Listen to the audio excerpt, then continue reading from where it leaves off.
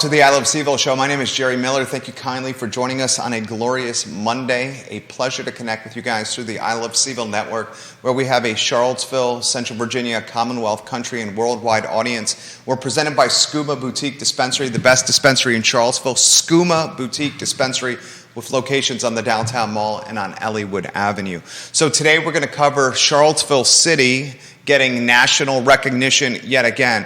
Heck, this might be global recognition at this point. With how quickly content and stories on the internet, how quickly they travel and how far they travel and how viral they go.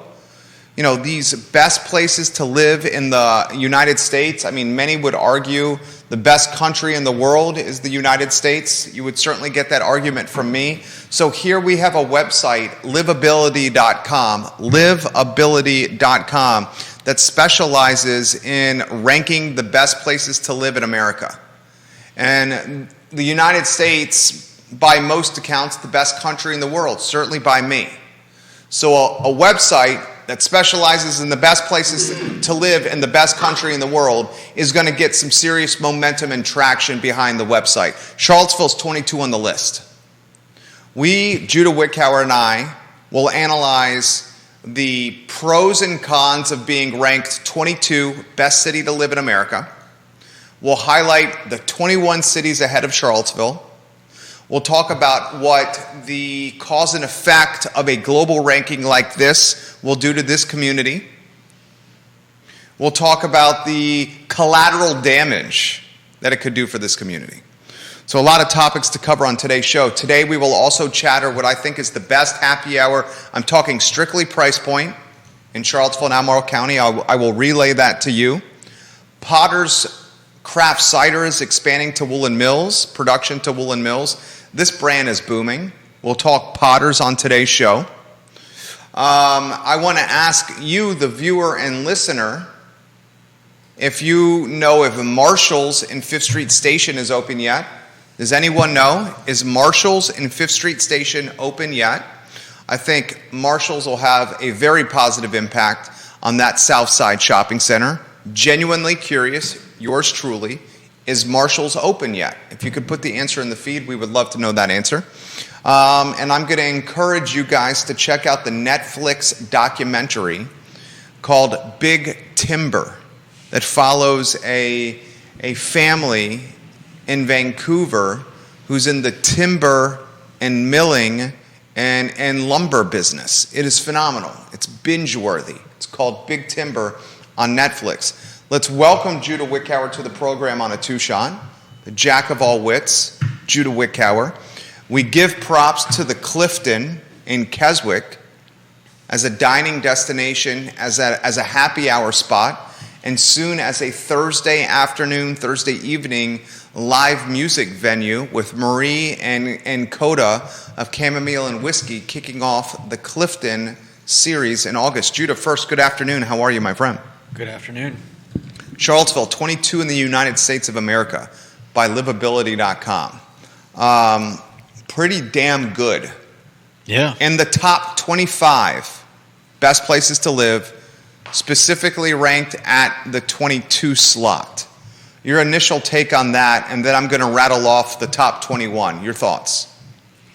I think you got to look at how they're making these judgments, and it looks like they take a lot of stuff into account. So, Charlottesville's a great place to live. Teresa Davis just answered our question. Thank you, Teresa Davis of Frontrunner Signs, a dog aficionado and lover, Teresa Davis, and just an all-around amazing human being. Teresa Davis said the lady at Sally Beauty said Marshall's will open in September. Sally Beauty, next door or a couple doors down from Marshall's in 5th Street Station. Thank you, Teresa Davis. So there's your answer. Marshall's opening in September. Thank you, Teresa Davis.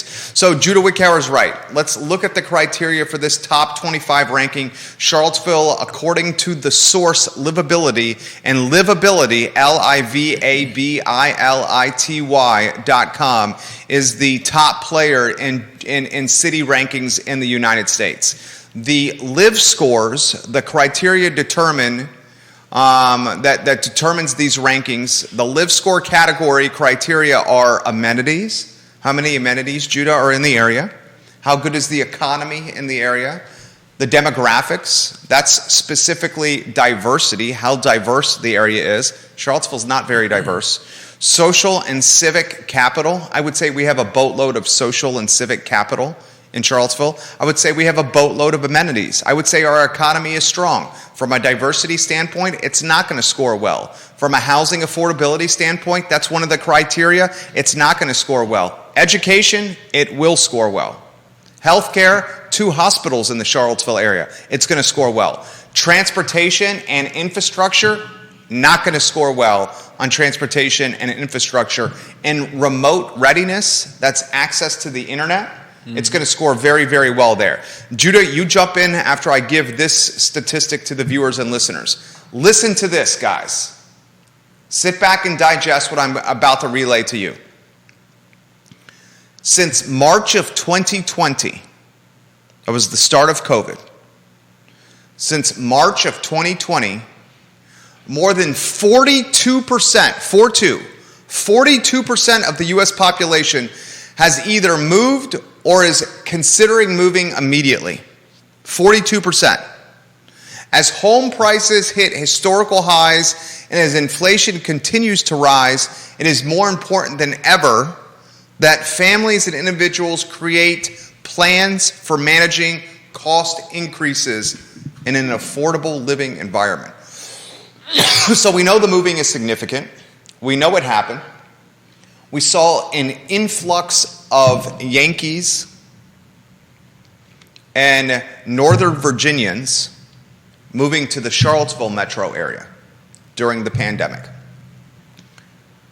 That is undeniable, undisputable, and undoubtedly accurate. I'm going to rattle off the top 21. Before I do, what is tickling your fancy over there? Because I see your fancy getting tickled. No, it's just, it's interesting. This is obvious. If you look at the article, this is focused on mid-sized cities. Over 2,000 cities researched, greater than 50 data points. I think it's just important to note that this isn't a comprehensive list of every city in the United States, and some of this, since 2020, more than 42% of the U.S. population has either moved or considered moving, doesn't really tell us much of anything. It may be... Well, the only thing it would tell us is if... I want that statistic to be, this is the population of the U.S. that has moved. The fact that they say 40... What was the number? What was the exact percentage? 42% of the U.S. population has either moved or considered moving. Yeah, that's a BS stat. The stat should be this percentage of the population moved during COVID. Yeah. It shouldn't be considered moving. I'd consider moving to Hawaii. And it should be further broken down into, moved out of the city that they were in or moved out of the state that they were in. Because that also, somebody could have moved from Charlottesville. Redfields to Keswick. Yeah. Somebody could move during the pandemic. Charlottesville to Albemarle County. Yeah, exactly. It doesn't really tell us a whole lot. Well said. Props to you. I'll give you props on that. That's what I like about you. That was good. That was value. We got a slight correction. So Kelly Jackson saying August 4th, the grand opening, there's a sign on the door. Teresa Davis did some more reconnaissance and looked at the website. The grand opening of Marshall's now is August 4th. So thank you, Teresa Davis, for giving us that update. Kelly Jackson, thank you for sharing that intel on the I Love CVille Facebook group. So the August 4th opening for Marshall's in 5th Street Station. And I think Marshall's is going to have a significantly more positive impact on 5th Street Station than AC Moore. And I'm not knocking AC Moore, but Marshall's, the treasure hunting experience of finding a deal in Marshall's attracts a boatload of people, in particular moms that control the household budget. So I think you're going to see a hell of a lot more disposable income and spending money around 5th Street Station with Marshall's that you can make a legitimate argument could have the second most traffic to 5th Street Station. Wegmans is a clear-cut number one. When Marshall's open, do you think Marshall's is a clear-cut 2 from a traffic driver at 5th Street Station? I mean, Kelly Jackson's Panera Bread is in the top 5. That location pops because it's got the drive-through. I mean, what is the second biggest driver? Is it the movie theater of people to 5th Street Station? Is it the ABC store? I mean, that ABC store prints money, people. People like booze in this town. It's not the mattress store, that's for damn sure. And have you noticed 5th Street Station has a boatload of haircut places, salons? Have you noticed that? Kelly, what do you think? Bob Yarborough, that's a question for you as well. What is the second best traffic driver of consumers to 5th Street Station? Is it going to be Marshall's, KJ? What do you think, Bob Yarborough? It was great to see you on Sunday as well. All right, let's get back to the ranking. Let's talk what are the pros and cons of being recognized by a world publication. Livability is going global, right? If you're ranking the best places to live in America, you're ranking the best places to live in the best country in the world, right? I say America is the best country in the world. You love to debate me. Are you going to say America is not the best country in the world? Is that what you're saying, Judah? Are you saying that right now? The answer to that is America is the best country in the world. How are you even thinking about this, my friend? America. Bud Heavies, American flags, fireworks, fast cars, red meat and baked potatoes loaded. America. You're not saying it's the best country in the world? I live here. Of course it's the best country in Okay, the world. are you saying that with confidence and conviction and being genuine? Is it the best country in the world? No, not really. You don't think America's the best country in the world? I think it was at one time. I don't know that. I think I'd have to take a long, hard look and What would you say is number one, dude? I don't know if I. Dude, Judah has some cojones. On a talk show that's on the internet forever with a hell of a lot of followers and viewers, he's going to straight up say that America is no longer the best country in the world.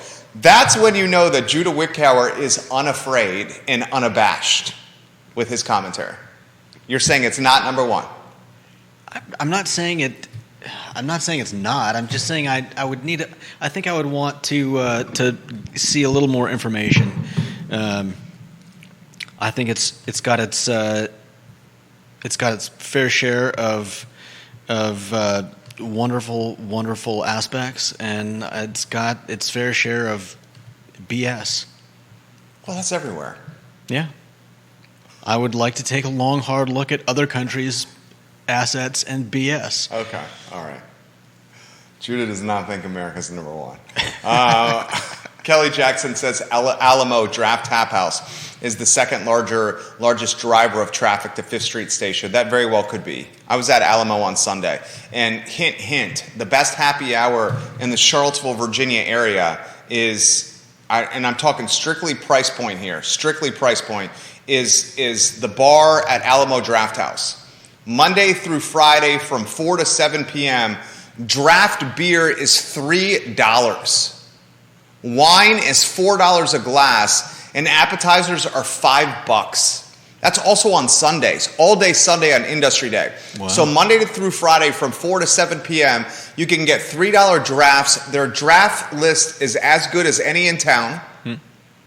$4 wines and $5 appetizers, and all day Sunday, those specials are in play as well for Industry Day. I saw the king of Redfields, Bob Yarborough, there with his gorgeous family. I'll tell you what, if Bob Yarborough, one thing Bob Yarborough knows craft beer like the Pope knows holy water. Would you say that's the case, king of Redfields? Yarborough knows craft beer like the Pope knows holy water, and if he's there with his beautiful family for happy hour, you know it's a good deal, because Yarborough is in the know.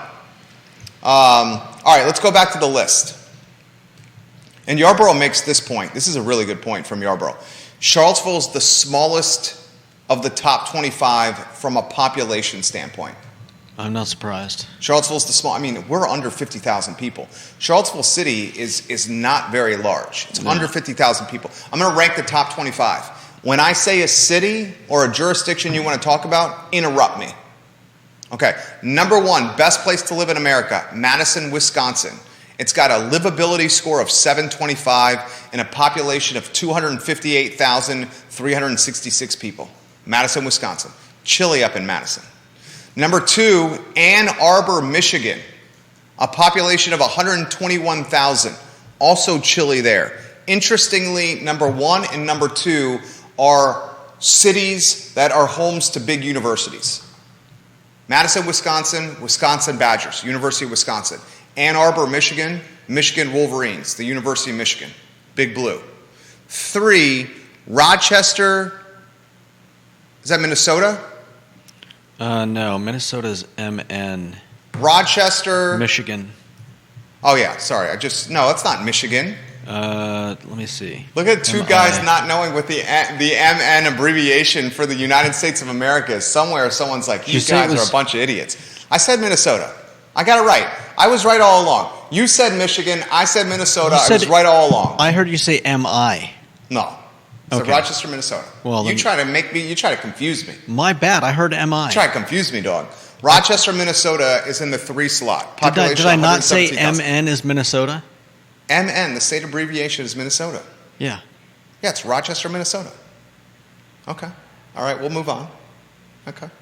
We're good? Yeah. Everything's okay? I'm fine. I'm fine. You fine? You okay? I'm cool. You cool? He's cool. 4 is Naperville, Illinois, population of 147,000. 5 is Overland Park, Kansas. 6, Minneapolis, Minnesota. 7, Fishers, Indiana. This is what strikes me of the top 7. Number 1 is Madison, Wisconsin. 2, Ann Arbor, Michigan. 3, Rochester, Minnesota. 4, Naperville, Illinois. 5, Overland Park, Kansas. 6, Minneapolis, Minnesota. Got family and there. 7 is Fishers, in Indiana. It's all kind of in that same vicinity. North? North Midwest. Right? Yeah. The top 7 is all North Midwest. I have no idea why that's the case. I would imagine it's associated with housing affordability. Anyone have a take why it's North Midwest, the top 7? 8, Salt Lake City, Utah. 9, Pittsburgh, PA. 10, Carmel. Carmel I've been to. Carmel, Indiana? Yeah, Indiana. 11, Fort Collins. 12, do you know how to say 12? The city in Wisconsin? Waukesha? Thank you. 13, Franklin, Tennessee. I've been to. Franklin is legit. It's fun. 14, Raleigh, North Carolina. Raleigh is getting super young. 15, Olympia, Washington. 16, Colorado Springs, Colorado. 17, Frederick, Maryland. The president and CEO of the current Charlottesville Chamber of Commerce, friend of the program, Elizabeth Cromwell, was formerly of Frederick, Maryland, and she speaks very highly of Frederick, Maryland. 18, McKinney, Texas. 19, Asheville, North Carolina. If I moved from Charlottesville, I'd move to Asheville. If I moved from Charlottesville, I'd move to Asheville. 100%. All day, every day. 20, Omaha, Nebraska. And 21 is Roseville, California, with 22, Charlottesville. So strikingly, and Bob Yarborough accurately pointed this out, the closest city in population, the closest one to Charlottesville's population in the top 22, Charlottesville's ranked 22, remember. The closest one in population, Judah, is that Asheville? I think Olympia. No, is it Frederick, Maryland? Frederick, Maryland's Olympia. at 74,000. It's Olympia. Olympia, Washington with 52,000. Everyone else is considerably larger than Charlottesville. Everyone else. So this is what I ask myself if I'm reading this and I'm looking for a place to live. I'm asking myself these questions from a quality of life standpoint. How's the food scene? Charlottesville, it's bang up, baller, awesome. How's the sports scene? Charlottesville, awesome. What's the outdoor life like? Charlottesville, awesome. Is it overcrowded? Is it overcrowded? And you look at the top 22, and Charlottesville is the least densely populated of all. So folks that are assessing where they want to move will utilize lists like this. And I can assure you, when contemplating where to go, one of the KPIs, key performance indicators, is density, population, people, traffic, quality of life. Do we know it's the least densely populated? I mean, isn't that what population measures? No, population just measures the number of people. Touche, because you're saying the jurisdiction could have sprawl and be large. Yeah. Where Charlottesville's 10.2 square miles. Right. Is the average consumer sophisticated enough to think like that? No. Because that was sophisticated thinking. Yeah, I think the average consumer just reads population. Yeah, I think and they so may too. not think density. That's a great point by you. Yeah. Do you agree that the average consumer is probably not thinking that way? Yeah, most people probably wouldn't understand that, or that's not true. I don't think people wouldn't understand They it. just wouldn't think, make that leap. Yeah, I think people wouldn't realize the size of a place greatly impacts what it means to have a certain population. Lauren says on one of the Facebook pages that she believes the emergency place for medicine, the Doc in the Box, is the second driver of traffic to Fifth Street Station. That Doc in the Box is very crowded. It's a Centera walk-in doctor's office, but I don't think it's in the 2 slot. I think the 2 slot is probably either going to be a Marshall's or a Draft Tap House or a Alamo in the 2 slot for the second best traffic drivers to Fifth Street Station. Comments. Kevin Higgins, we'll get to you. We have a lot of comments coming in about this. I want you to talk about the collateral damage that comes from being ranked on lists like this. Mm-hmm. We should talk about it because there's tangible and palpable collateral damage. Yeah, well, we're dealing with it now. We're literally dealing it with right now. Yeah. Lists like this will not make Charlottesville more affordable. Lists like this will drive up the cost of living. Lists like this will take the old guard Charlottesville natives, old school Charlottesville, and gentrify them out of the community for carpetbaggers, for Yankees, folks able to work remotely, and people with deep pockets and disposable income. Those are facts. Before we get to that, I want to get to some comments. Tell me collateral damage. Okay, before we get to that. Scott Aaronworth is watching in Virginia Beach. He says Public Fish and Oyster is the best happy hour, hands down. That happy hour is damn good, Scott Aaronworth. Travis Hackworth is watching in Danville. He has this about Raleigh, North Carolina. One can only imagine that the co-op project between the state of Virginia and North Carolina to create additional high-speed rail system along I-95 corridor from Richmond to Raleigh will have an impact. I wonder how that will affect Charlottesville in the long term. Will it push people towards CVille and further drive up housing prices? Great comment, Travis Hackworth.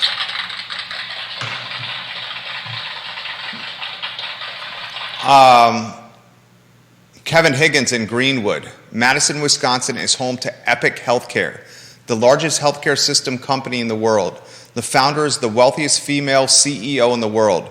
Don't think for a second that does not impact this survey. And yes, UVA Health uses Epic for their electronic medical record and billing systems. And the American Girl doll founder shared a duplex with the Epic founder of the 1970s. Wow. I did not know that. Kevin Higgins. Very nicely done, the King of Greenwood. It's important to emphasize the health care in these rankings. My parents, for example, moved from Williamsburg, Virginia, to the Asheville, Hendersonville, North Carolina area. My dad is not in great health. One of the reasons they chose the Asheville, Hendersonville, North Carolina area was because of the quality care in their hospital systems, the accessibility to quality care, hospitals, and top-notch medical providers. We should not underestimate that. Judah, collateral damage of lists and rankings like this for Charlottesville.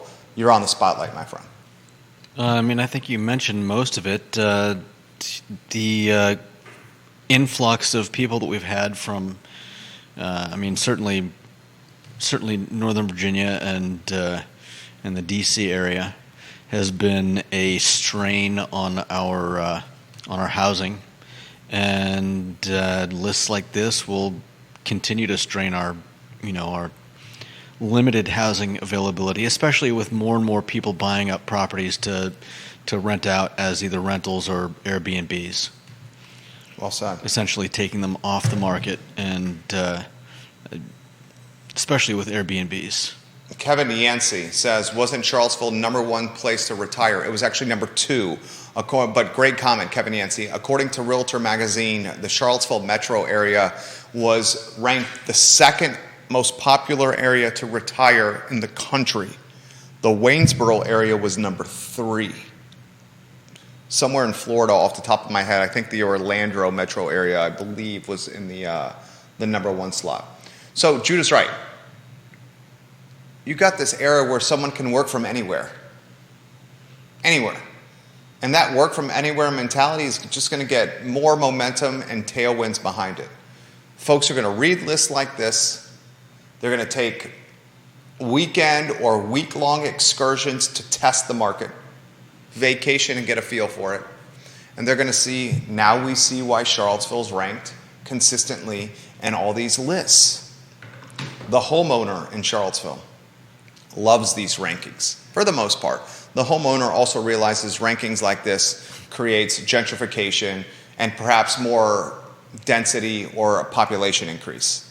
You know who hates lists like this? Someone who does not own a house, someone who is working in F&B or a frontline or retail job, someone on the financial margin, someone that wants to call this place their home, but they're a young millennial or a Gen Zer that's still trying to figure it out. They should hate lists like this. Yeah.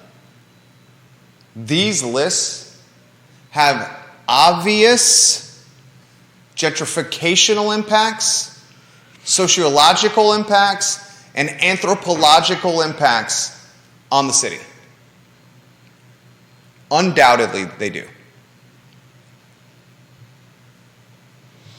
Michelle Scheid watching the program. Michelle, we love when you watch the show.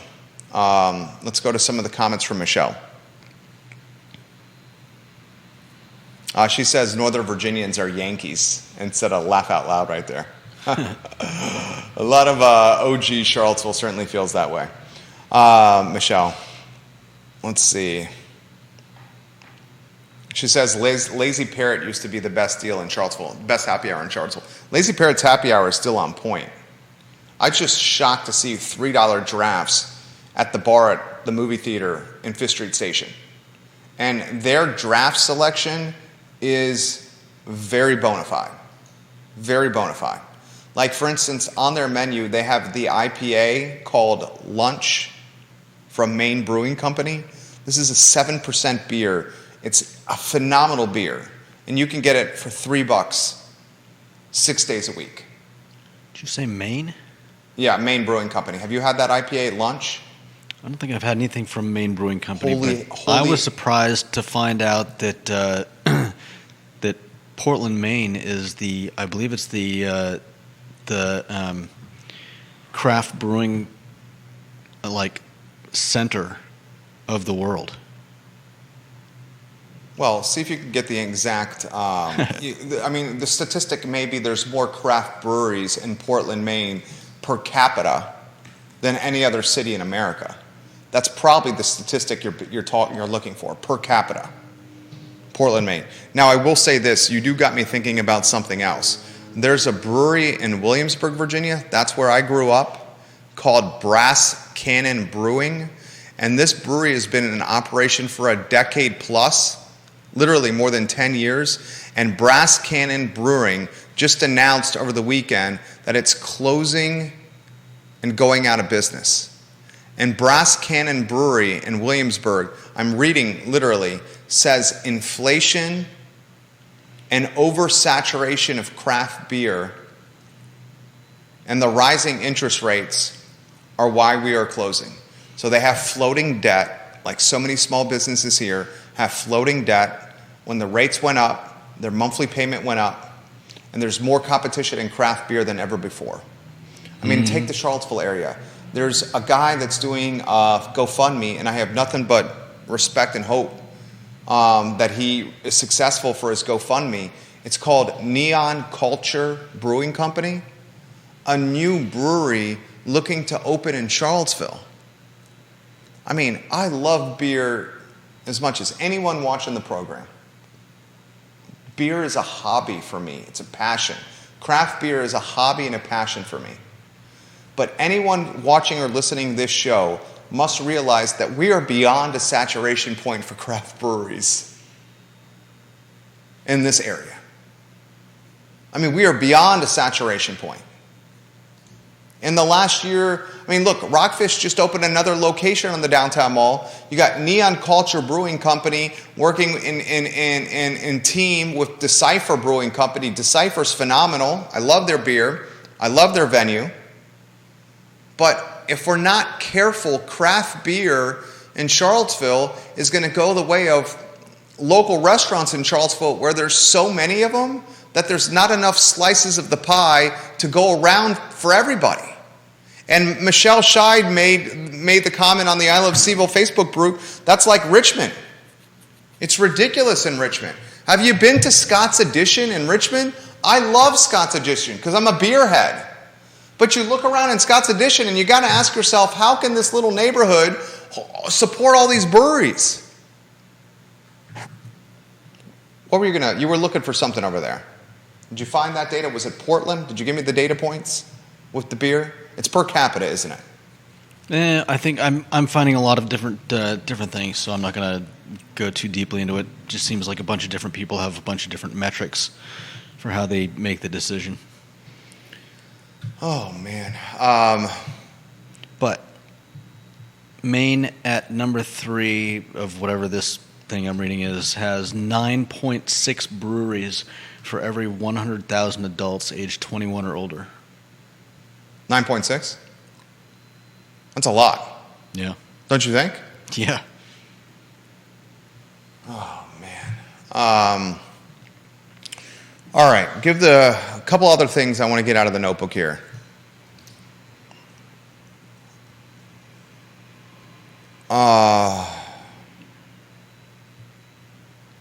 This came up. Wow. I'm getting some DM messages here on a topic that I want to cover. Here we go. Forbes has written that Portland, Maine is truly America's craft beer capital, if you're basing it solely on breweries per capita. That's a good stat. Wow, I just got a direct message here from a viewer and listener that is extremely well connected about the Albemarle County deal with JCPenney. I think we should talk about that. And this will be on the fly. This was not part of the conversation. I got a DM from someone in, I got to respect this person's anonymity. How do I describe this person? This person, I can say this without blowing up the person's spot. All right, I'm not going to say this. This person may or may not work for Albemarle County. All right, let's talk about this topic then. Literally just got a DM on the fly during the show.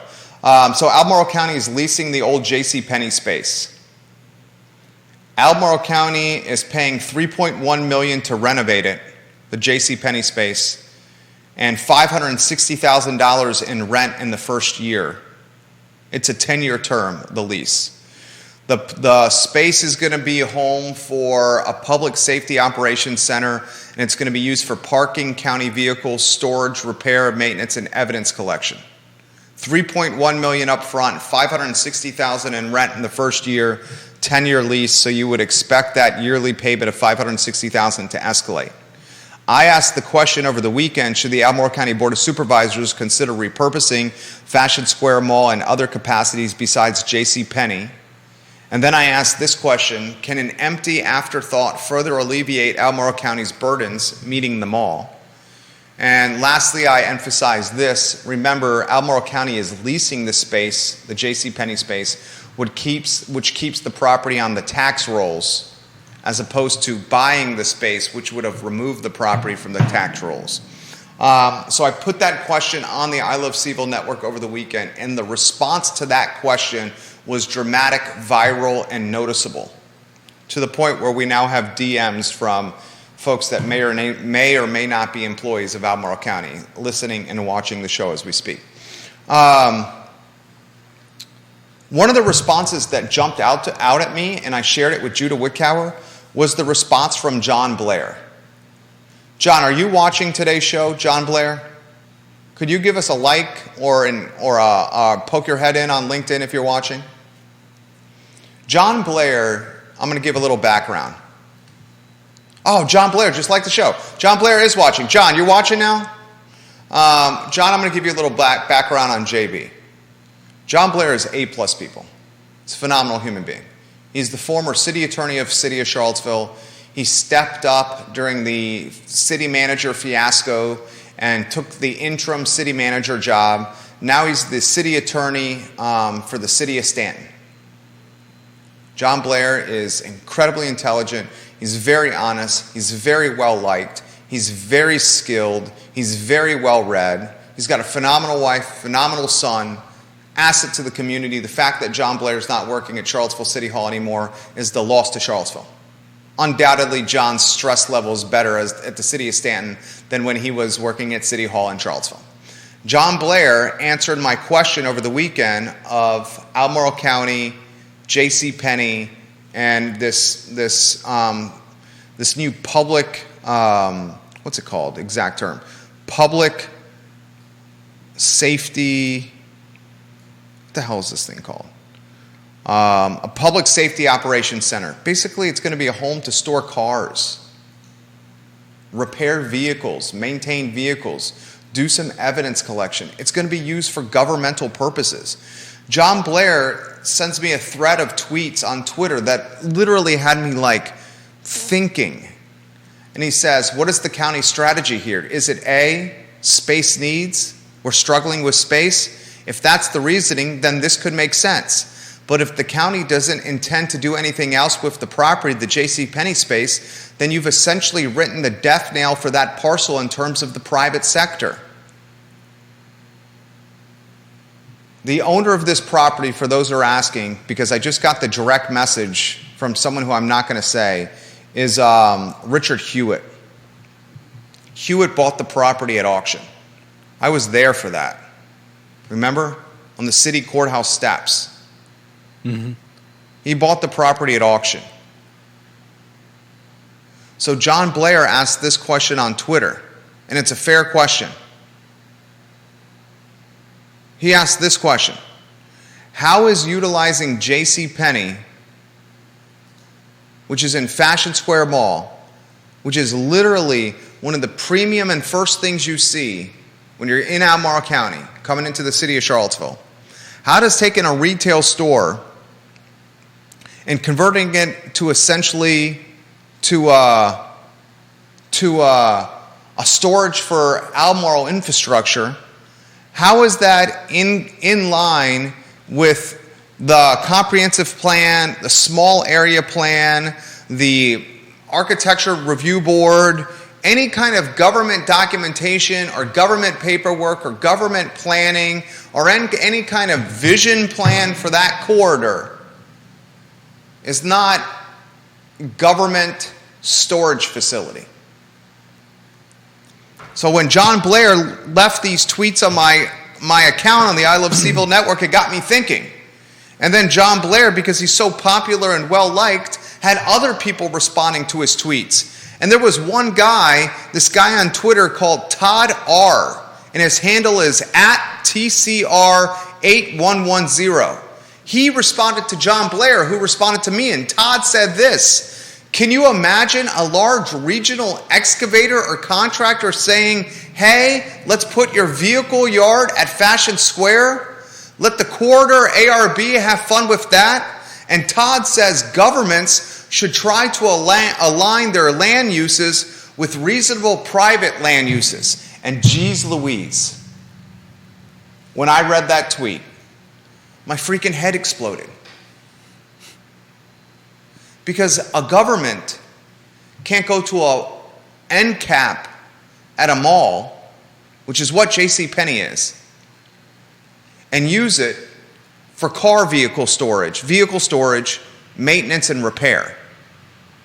Private sector couldn't effing do that. If someone went to Fashion Square Mall and said, I'm going to convert the J.C. Penney into a used car lot or to a mechanic's headquarters or to a storage facility for their contracting fleet, Albemarle County wouldn't go for that.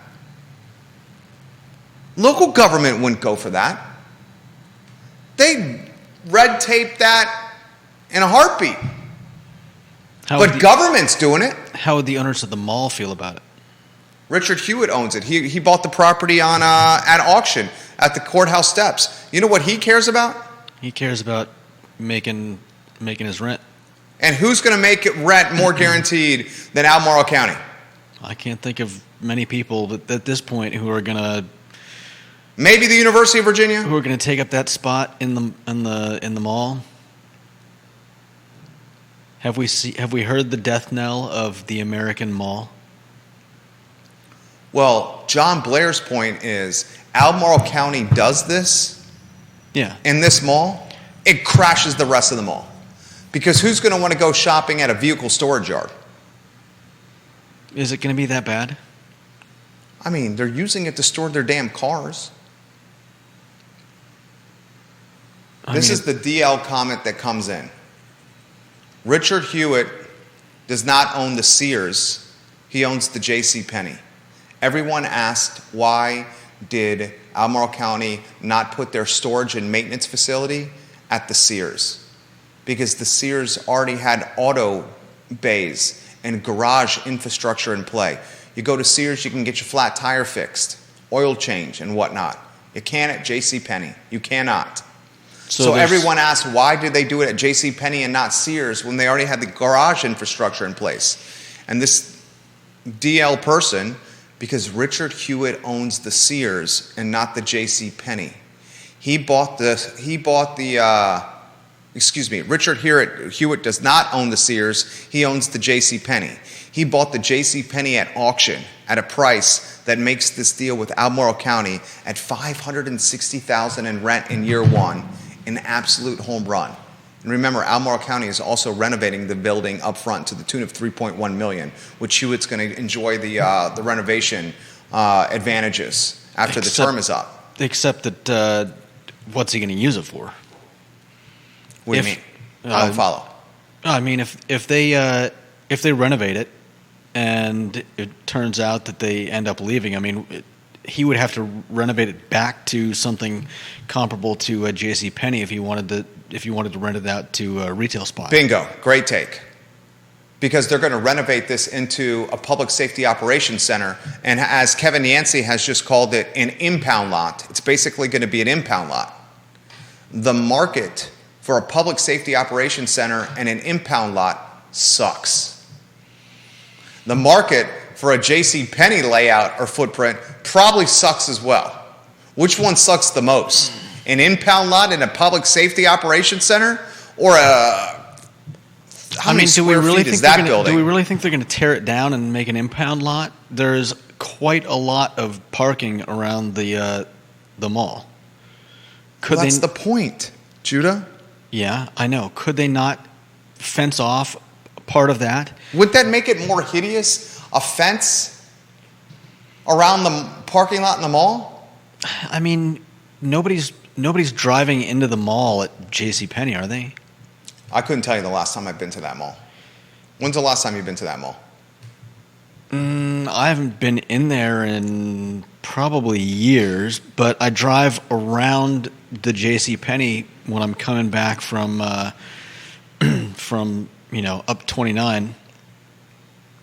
Take a left into there, cut around JCPenney, then I'm on Hillsdale, and Hillsdale to Rio, and take that back to my place.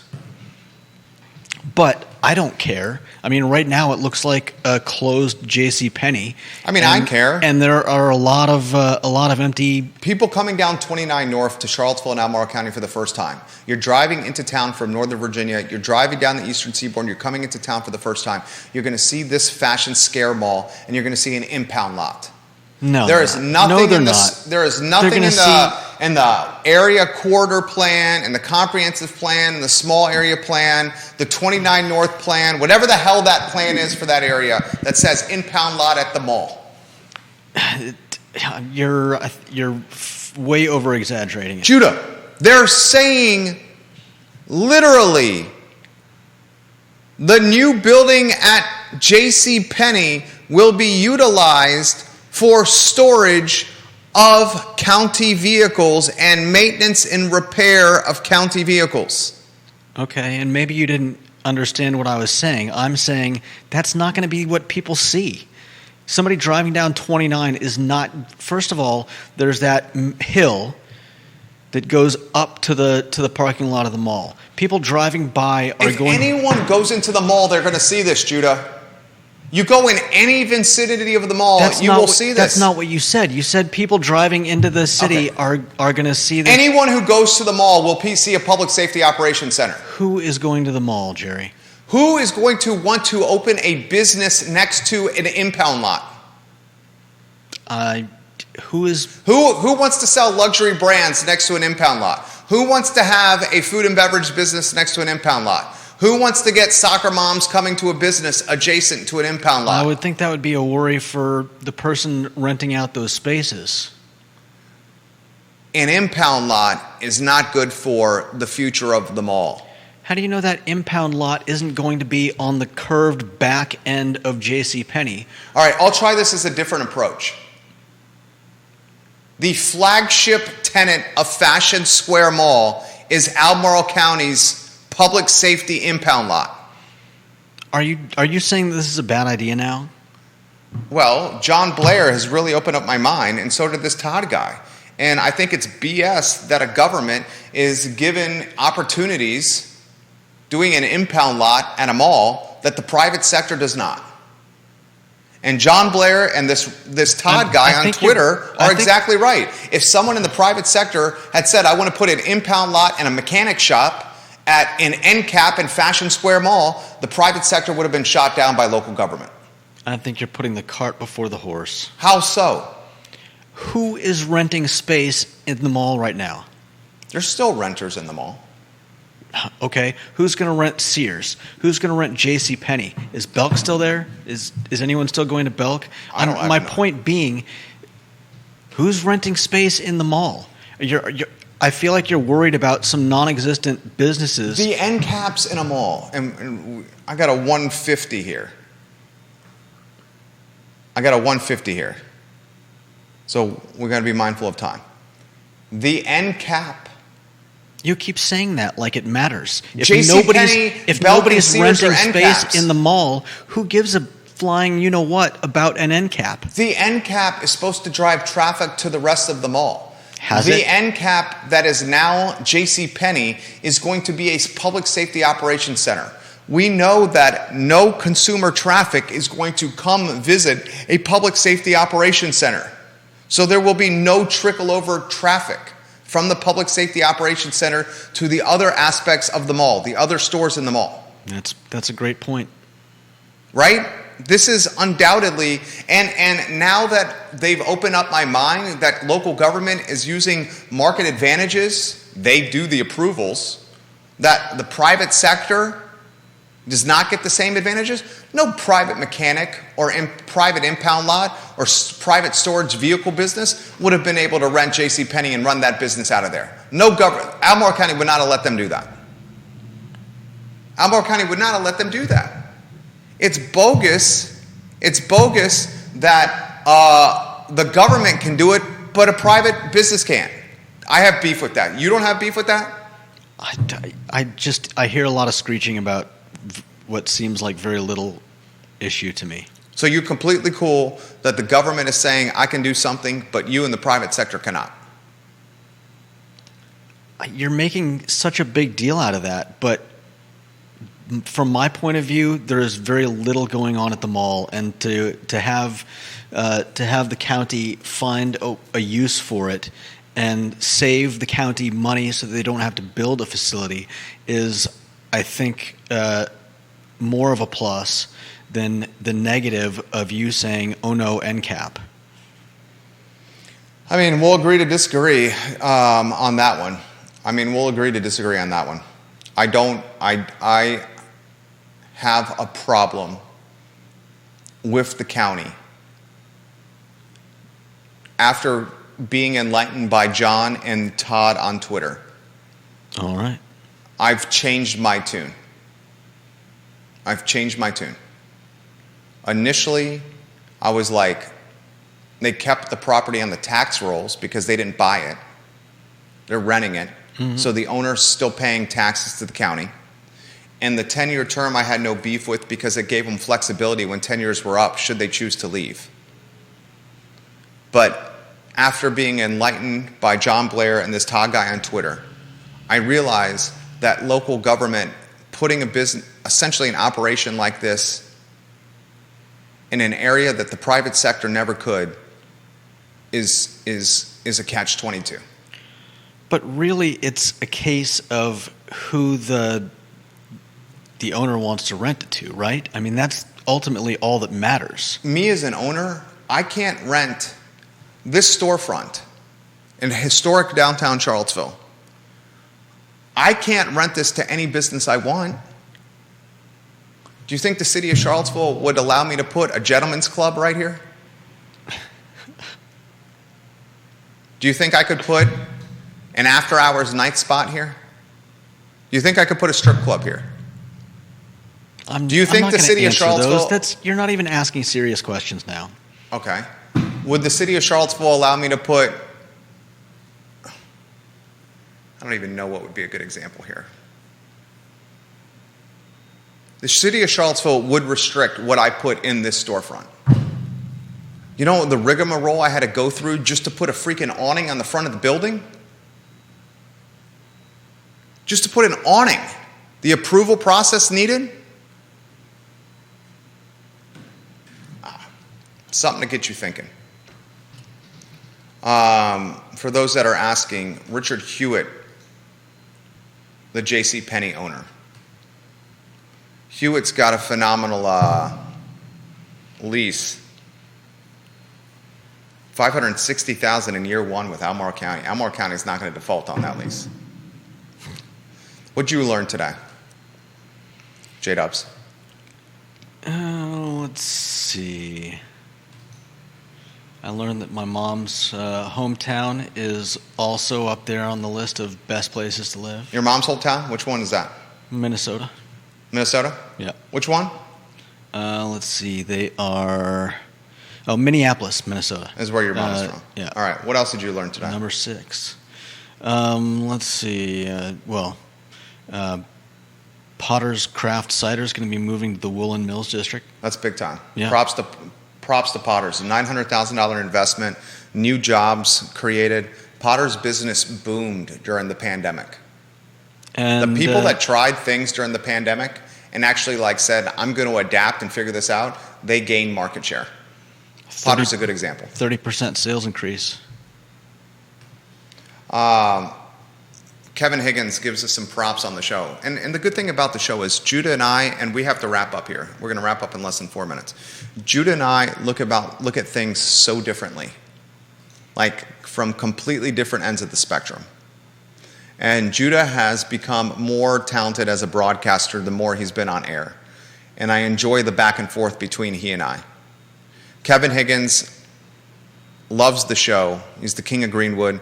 He says, the exchange with you two is great. You are representing pretty much everyone's thoughts. Do more of this. By the way, I totally agree with Jerry on this one. I think the county renting there cheapens the rest of the mall. For me, it would be like shopping where I pay my local tax bill. That's how I feel. J.C. Penney is a different parcel, Travis and Danville. So some of these parcels, some of these end caps are owned by individual people, even though they're attached to the mall. And Richard Hewitt is one of them. In fact, I think I have an I Love CVille. Yeah, dude. So I'm going to go, if you go to my personal Facebook page,